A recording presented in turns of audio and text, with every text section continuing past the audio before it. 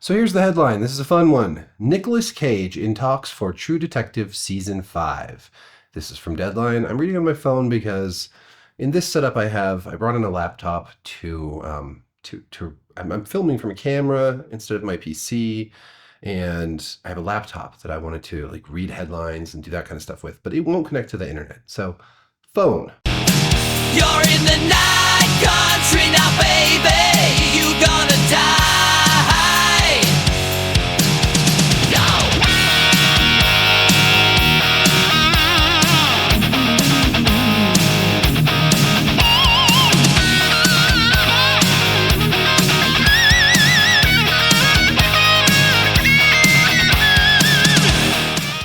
Oscar winner Nicolas Cage is in talks to headline the upcoming fifth season of HBO's Emmy-winning crime anthology series True Detective, which marks the return of season 4's Issa Lopez as writer-showrunner, sources tell Deadline.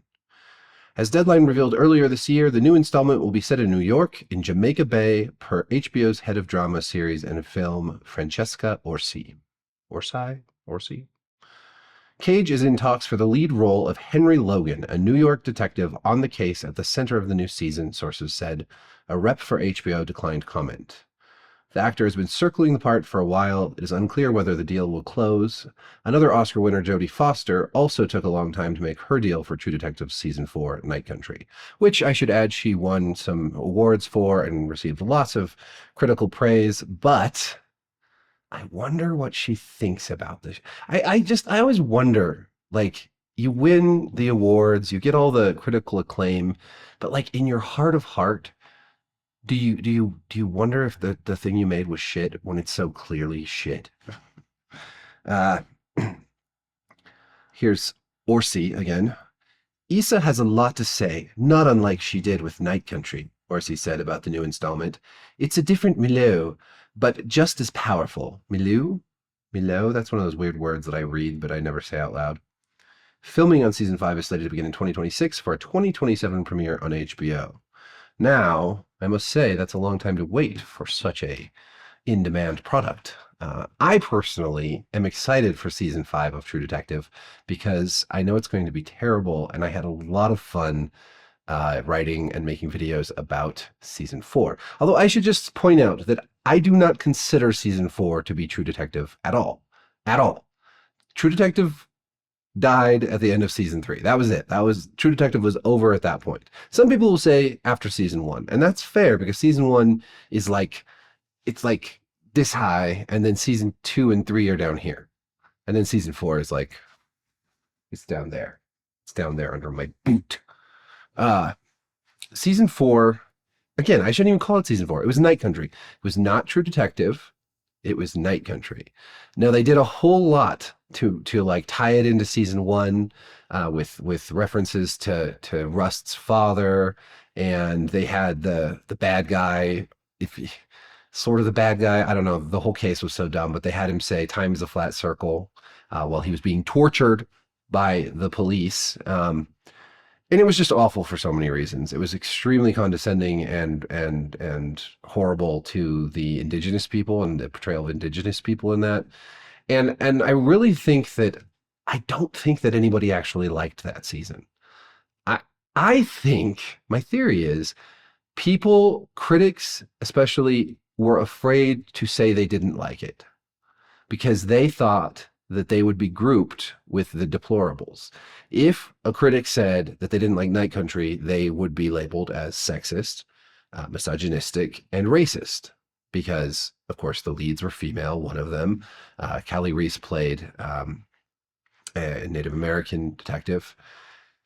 And, this is like the antidote to the chauvinistic, patriarchal True Detective season 1. And the only reason that people didn't like it is because they wanted a cop show about dudes doing dude things, drinking booze and having sex with hot ladies. And that's not true. What people wanted was a well-written series that didn't just do member berries and Easter eggs and all these weird out-of-place references to season 1 while telling a really ridiculous story that was honestly one of the worst mysteries that I've ever seen, that I've ever had the misfortune of having to endure. Thank God it was only 6 episodes. That was the one saving grace. Although, like I said, it is fun to trash on shows like this when they're this bad. Like, I don't want Rings of Power to be canceled because I have so much fun talking shit about Rings of Power. I mean, you can't just like everything. You have to hate some things. But I think that people really worried that if they were critical of this, that they would be labeled misogynistic, that they would be grouped in with people who didn't like it because of the women.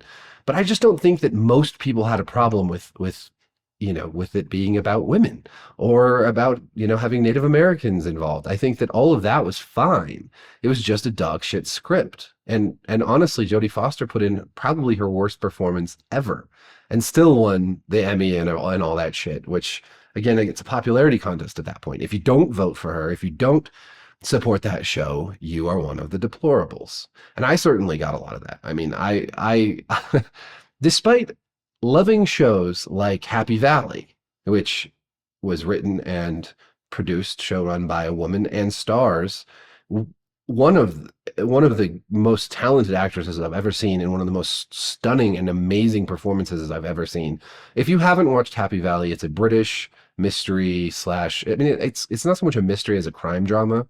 There's a difference. There's not really a mystery to solve. It's more about these people and their relationships, and it's just harrowing and dark and fucked up and so good.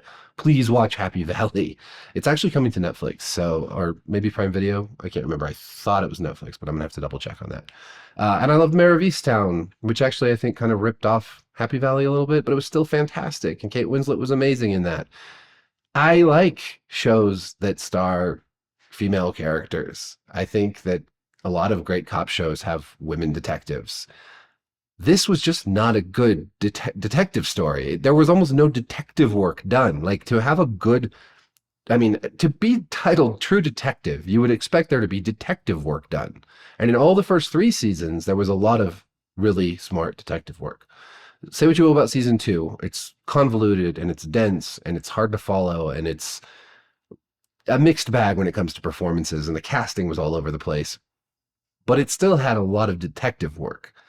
There was a lot going on and it was hard to follow. And you can go on and on about the problems with season 2, but at least it was a true detective show. Season 3, again, was maybe a little too much like season 1, and they were trying to overcorrect from season 2, but there was still a mystery to be solved, and it made sense. Season 4, please, if anybody is watching this and thinking, Eric, you're an asshole, it had a great mystery, well, please explain to me what the great mystery was. What was the detective work that our 2 leads did? Beyond just echoing Rust by saying you're asking the wrong fucking questions. Pretty much the majority of the detective work was done by the young cop. I can't remember his name right now. And most of that detective work was done on Google. So I don't know. You tell me. It also flirted with like supernatural stuff in a way that was sort of reminiscent of season 1, because season 1 has that sort of like the King in Yellow and all the weirdness with Rust's hallucinations, and it sort of feels supernatural, but it never is supernatural. It's just a vibe, as the kids call things these days. It's a vibe. Season 4 couldn't make up its mind. It had really weird supernatural stuff happen, but ultimately, like, it wasn't supernatural, but they never really explained how all those dudes die on the ice. It's just incoherent, poorly written, derivative, lazy, sloppy. It's amazing to me that Issa Lopez was given the reins.